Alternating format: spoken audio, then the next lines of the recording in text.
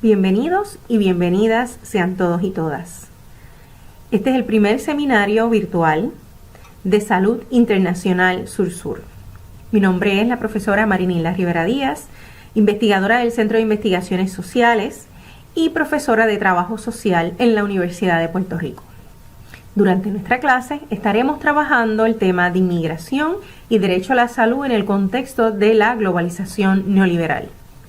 La propuesta del seminario que ustedes están tomando considera que es preciso abordar local y regionalmente los desafíos que trascienden las fronteras nacionales que afectan la salud internacional, a la vez que resulta clave e importante definir desde qué perspectiva se analizan los procesos sociales y de salud-enfermedad, ya que detrás del debate epistémico sobre los conceptos y campos de la salud internacional también se permean las tensiones sobre la salud entendida como un bien público, un derecho humano y social de los pueblos o, por otro lado, como mercancía privada para la acumulación de lucro y la invisibilización de los determinantes de la salud.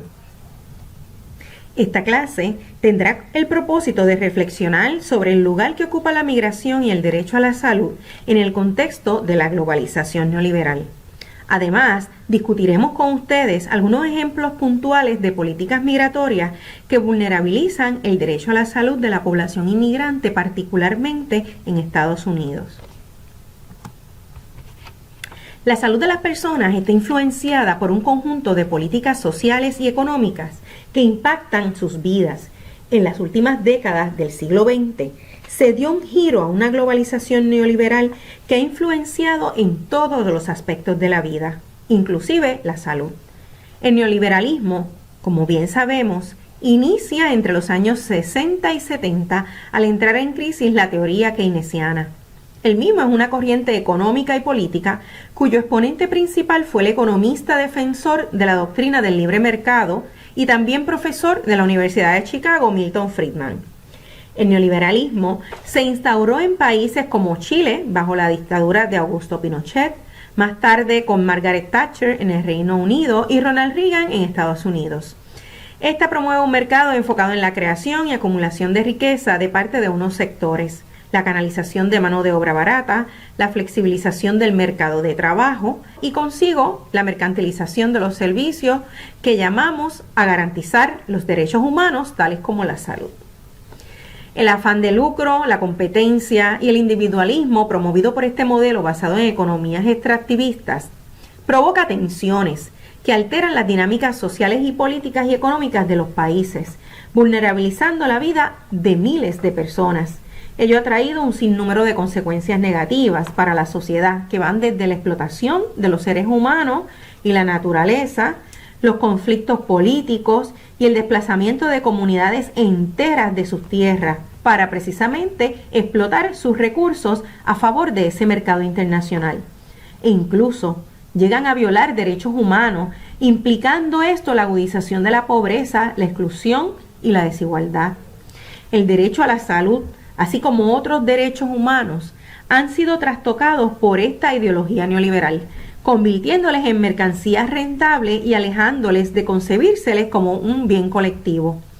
La transferencia de los servicios públicos al sector privado, bajo esa lógica neoliberal del reduccionismo del aparato gubernamental, la mercantilización de los derechos humanos, la costoefectividad que tanto hemos escuchado y el individualismo, tuvo repercusiones en la garantía de acceso a servicios de prevención y salud de la población.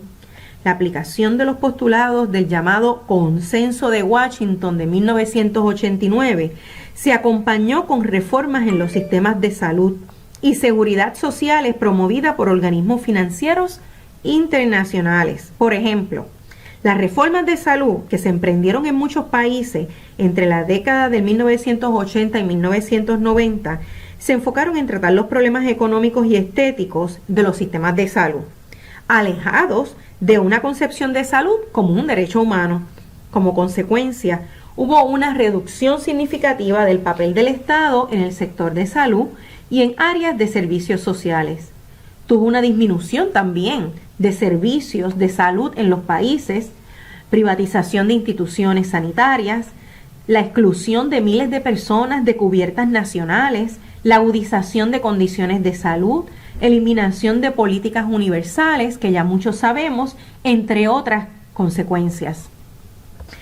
Ello desmanteló la retórica de un Estado garante de derechos humanos, imponiendo la idea de que los derechos son un asunto de responsabilidad individual y movilizando entonces a las personas como objetos dentro de esa lógica mercantilista de la industria de la salud.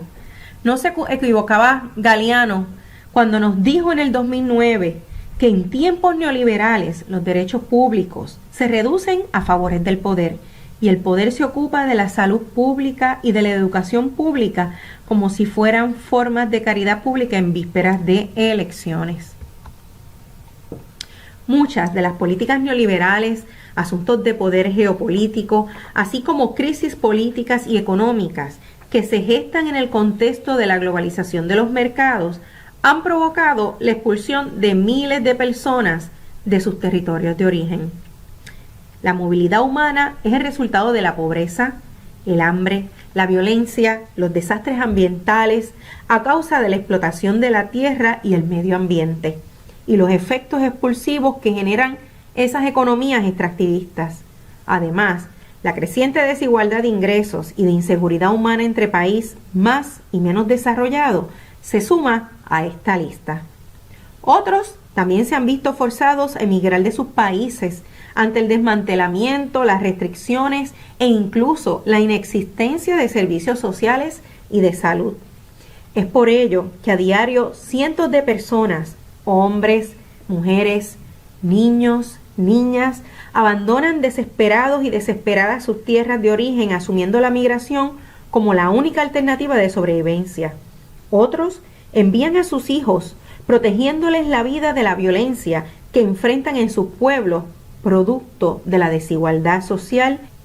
De acuerdo con la Organización Internacional para las Migraciones, una persona migrante se define como cualquier persona que se desplaza o se ha desplazado a través de una frontera internacional o incluso dentro de un país, fuera de su lugar habitual de residencia, independientemente de su situación jurídica, el carácter voluntario o involuntario de ese desplazamiento, las causas de ese desplazamiento o la duración de su estancia.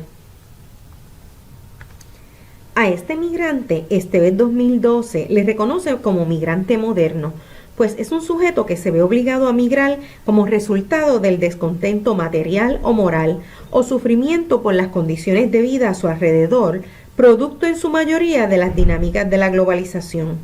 De acuerdo con el informe sobre las migraciones en el mundo 2018, la cantidad de migrantes internacionales ha aumentado de 153 millones que teníamos en el 1990 a 155 millones en el 2000. En el 2015, la cifra había aumentado a 244 millones.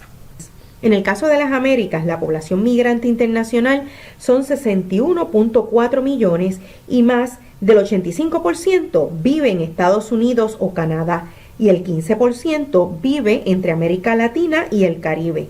Actualmente se estima en 47 millones de personas la población de nacidos en el extranjero que residen en los Estados Unidos. En ese tránsito migratorio al país receptor, así como en su inserción a este, la persona migrante enfrenta una serie de dificultades sociales, económicas y políticas que les deshumaniza y violenta sus derechos humanos, particularmente el derecho a la vida y a la salud se ven amenazados.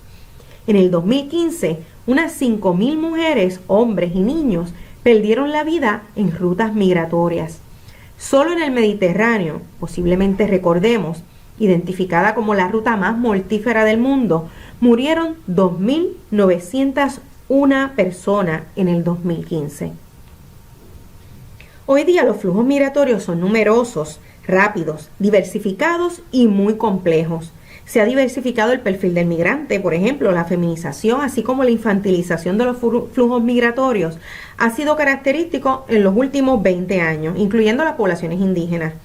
Los motivos para la migración, como hemos mencionado, se han transformado como resultado de las economías extractivistas y políticas neoliberales.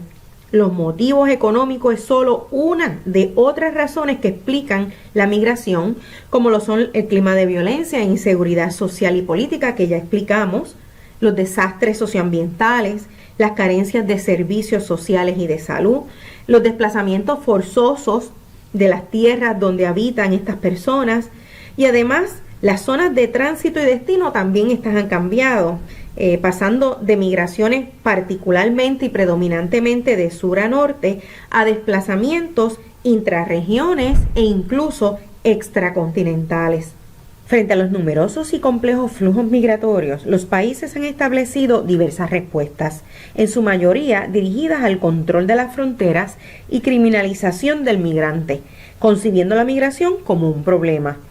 Estrategias como el cierre de fronteras con la construcción de muros, programas rigurosos de vigilancia y control, severidad de políticas migratorias como tolerancia cero, creando la clasificación de sujetos que merecen entrar versus aquellos no merecedores, y también la socialización de discursos políticos antimigrantes son algunas de las medidas implementadas.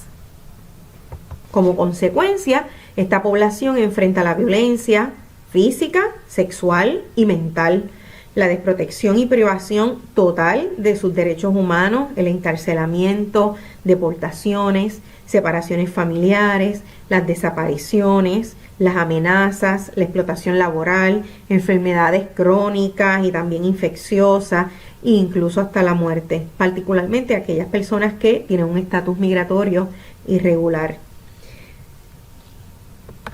De acuerdo con Esteves, el problema no es el migrante con estatus migratorio irregular, el problema estriba en el aparato legal que a diario produce condiciones que vulneran y controlan al migrante. Con ello coincido con Esteves al plantear que la vulnerabilidad es una consecuencia y no es una característica personal de la persona migrante. El aparato legal del Estado, por ejemplo, define y caracteriza las diversas formas del sujeto legal versus ese sujeto que es ilegal, a través de la adjudicación del concepto de la ciudadanía, que se deriva del positivismo jurídico para distinguir aquellos que merecen derechos de los que no merecen derechos. Esa visión del derecho parte del reconocimiento de los derechos humanos como normativas jurídicas y por tanto son productos de la acción del Estado y solo pueden ser respetadas y exigidos a través de la reglamentación establecida. En este caso nos referimos a las políticas de salud y las políticas migratorias de cada país. No obstante, la visión de los derechos humanos como valores superiores y antecesores al Estado implica una mirada distinta donde la normativa no es necesaria para que estos sean reconocidos. En el actual clima político, donde la respuesta a la migración cada vez es más militarizada y enfocada en la seguridad y control de fronteras, las personas migrantes han sido concebidas como objetos, mercancías, deshumanizadas o, como diría Alicia Stolkiner, como vidas que no merecen ser vividas y como amenaza a la seguridad y salud de los países de destino. La salud de la persona migrante es un asunto que merece la atención de todos y todas nosotras, pues dadas las transformaciones en las políticas y las reformas de los sistemas universales en algunos países, amparadas en principios neoliberales que ya hemos estado discutiendo, se ha excluido a esta población migrante simplemente por su estatus migratorio, alejando la concepción de la salud como un derecho humano y como valor superior que antecede al Estado. En aquellos países que no está restringido, el ejercicio de este derecho se ve afectado por otros factores de acceso a servicios de salud relacionados a la cultura, al conocimiento de ese sistema sanitario, al lenguaje y también a la vulneración de otros derechos que ponen a su vez en riesgo la salud y la seguridad de esta población. Estas condiciones han intensificado la necesidad de abogar por el derecho a la salud de la población migrante y reducir las desigualdades que se reproducen y que agudizan producto de la globalización neoliberal y la mercantilización de la vida, tanto en los países de origen como los países de tránsito y los países de destino. La salud ha sido un derecho mundialmente reconocido y ello incluye el derecho pleno de cada migrante a recibir protección y acceso a servicios de salud integrales y de calidad en sus países de origen, territorios de tránsito y también países de destino. Sin embargo, ello no ha sido la experiencia. De acuerdo con las Naciones Unidas 2016, la mayoría de los migrantes suelen emprender sus viajes de forma muy saludable. No obstante, ese proceso de tránsito, las condiciones de viaje, los traumas que enfrentan, las violencias a las que se exponen y la falta de acceso a servicios de salud suelen precarizar su salud tanto física como mental. Particularmente, entre los factores que afectan el acceso a servicios de salud se encuentran la falta de cobertura médica, el desconocimiento de los servicios de salud para la población migrante, el estigma, la restricción por el estatus migratorio, la dificultad para entender el sistema sanitario, entre otros. Por otro lado, el derecho a la salud ha sido ampliamente discutido dentro de los movimientos a favor de la medicina social en Latinoamérica. Su propósito es de construir los principios que sostienen los discursos dominantes en el campo de la salud impuestos por la visión neoliberal que hemos estado estudiando. Mirado desde una perspectiva crítica emancipadora, el derecho a la salud requiere de una política de integralidad de derechos, incluyendo el derecho a la no mercantilización de la vida ni de la salud. En el caso de los migrantes, este derecho requiere de un esfuerzo colectivo internacional de movilización que exija acciones que permitan fortalecer las políticas universales y los sistemas universales de salud en todos los países. Mantener políticas de represión y control de los flujos migratorios es mucho más costoso que garantizar el derecho a la salud de las personas migrantes. Posicionar a las personas en primer lugar, donde la solidaridad supere las lógicas de la mercantilización de la vida, se nos hace muy urgente.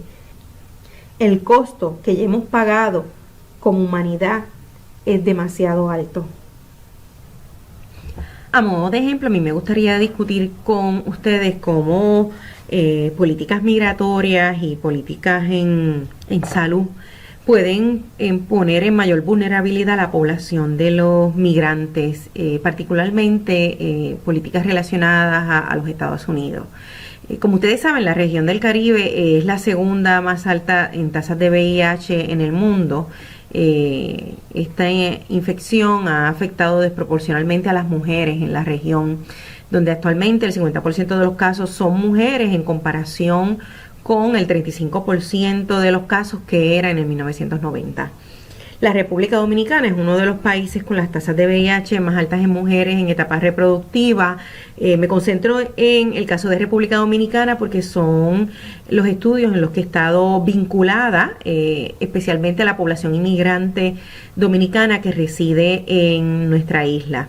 En Puerto Rico, de los 47.676 casos de VIH que se han diagnosticado desde 1981 hasta el 2016, 570 eran personas cuyo origen de procedencia era la República Dominicana y ellos representan un 1.20% del total de casos diagnosticados. Las regulaciones y políticas sobre inmigración determinan el tipo de acceso a servicios de salud para los inmigrantes. Dependiendo del estatus migratorio, en el caso de Estados Unidos, pues el acceso al derecho a la salud.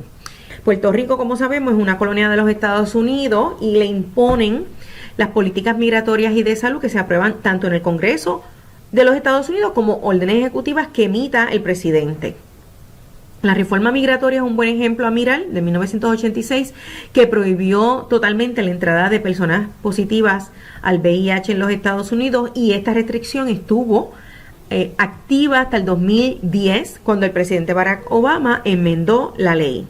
Por otro lado, es importante señalar que en el caso de las poblaciones con VIH, sí se levantó una política, la ley Ryan White, que provee desde el 1990 servicios gratuitos a las poblaciones inmigrantes independientemente del estatus migratorio. Y a mí me parece que es importante mirar esto en el contexto del derecho a la salud, del asunto de la visión del inmigrante como esa persona que viene, invade un territorio y que pudiera poner en riesgo la salud de la población. Y fíjense en cómo se pudiera interpretar en esta ley cómo se le da acceso para tratamiento de VIH, para el control epidemiológico de esta infección. Sin embargo, la política de salud de los Estados Unidos y las políticas migratorias no le permite a un inmigrante irregular accesar servicios de salud en general.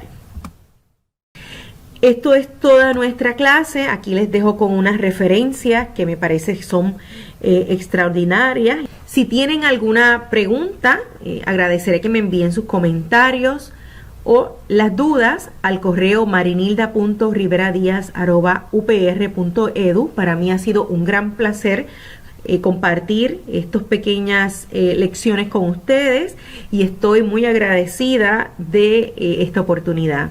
Hasta la próxima.